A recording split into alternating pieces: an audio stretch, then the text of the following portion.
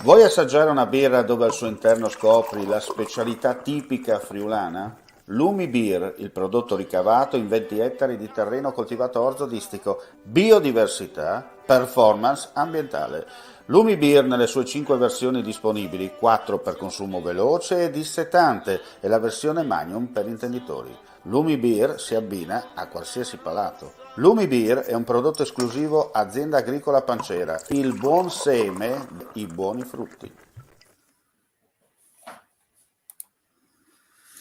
Ben ritrovati gentili amici e amiche alla visione all'ascolto per quanto riguarda l'informazione su friulitv.net. Andiamo a vedere dunque cosa è accaduto nelle ultime ore dalle nostre parti per capire un po' e conoscere quello che accade in questa edizione audio notizie.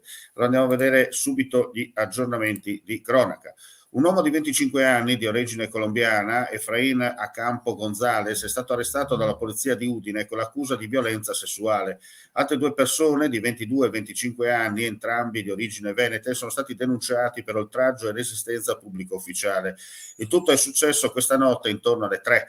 A denunciare l'accaduto sono state alcune ragazze maggiorenni che hanno riferito alle forze dell'ordine di essere state molestate e palpeggiate all'interno di un locale nell'Interland udinese dal 25enne di nazionalità colombiana. Ulteriori indagini in corso. Una donna di 90 anni in stato confusionale ha perso la vita questa mattina cadendo da un balcone.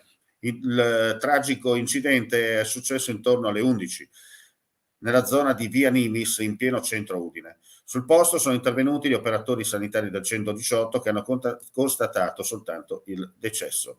I vigili del fuoco poi insieme ai soccorsi hanno provveduto alla rimozione del cadavere. Indagini da parte della questura di Udine per ricostruire l'accaduto. In Friuli Venezia Giulia nella giornata odierna su 1502 tamponi molecolari sono stati rilevati 139 nuovi contagi con una percentuale di positività del 9,25%. 4.943 i test rapidi antigenici, dai quali sono stati rilevati 573 nuovi casi, pari all'11,59%. Sono 3 le persone ricoverate in terapia intensiva e 147 i pazienti ospedalizzati in altri reparti.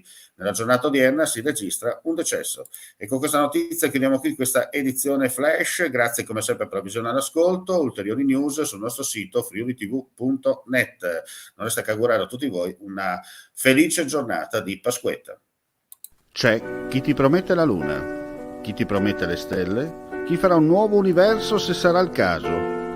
Noi non ti promettiamo, facciamo. Media Triveneto, il nuovo network del Nord-Est. Chiama senza impegno allo 0434 31 63 25, orario ufficio, da lunedì al venerdì.